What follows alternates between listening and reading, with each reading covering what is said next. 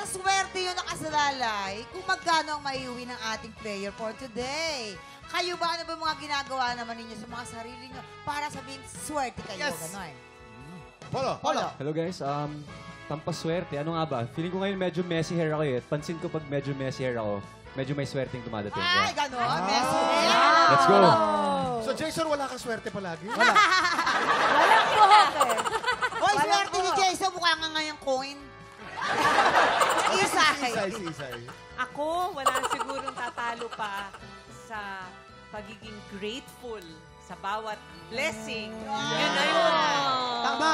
Attitude of gratitude. Tama yan. Pampa-attract ng swerte yan eh. Alex? Ikaw naman, Alex. Ako siguro kapag naliligo. Ay!